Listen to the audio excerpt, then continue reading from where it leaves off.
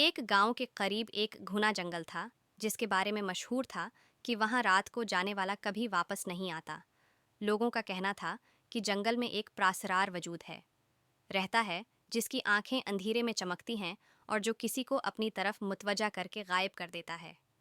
रियाज, जो एक शहर का नौजवान था और इन बातों को पुरानी कहानियां समझता था, अपनी छुट्टियों पर गांव आया हुआ था। गांव के बुजुर्गों ने उसे जंगल के बारे में खबरदार किया, लेकिन वो मजाक में सबको छोड़ा देता।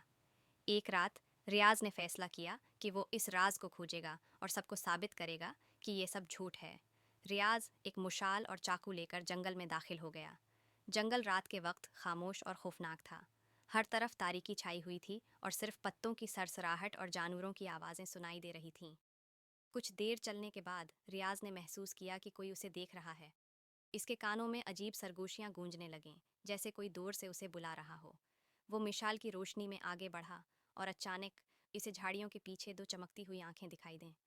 रियाज ने मुशाल की रोशनी इन आंखों पर डाली, लेकिन वो आंखें हिलने के बजाय उसकी तरफ घूरती रहीं। वो खौफजदा होकर पीछे हटा, लेकिन आंखें करीब आती गईं। अचानक एक हेबतनाक सायादार मखलूक इसके सामने आ गई। इसका कद लंबा, चेहरा धुंधला और आंखें रोशनी से भरपूर थीं, जैसे दो चिराग जल रहे हों। मखलूक ने अपनी हड्डियों जैसी अंगलियां रियाज की तरफ बढ़ाईं और सरगोशी में कहा, तुमने मुझे जगा दिया है, अब तुम्हें मेरा हिस्सा बनना होगा। रियाज ने भागने की कोशिश की, लेकिन जंगल की राहें बदलने लगीं, जैसे ज़मीन खुद उसे रोक रही हो। मखलूक की सरगोशियां जोर पकड़ने लगीं और हर तरफ चमकती आंखें नमूदार होने लगीं। अगली सुबह गांव के लोगों ने रियाज के जूते जंगल के किनारे पड़े देखे, लेकिन रियाज का कोई निशान न मिला।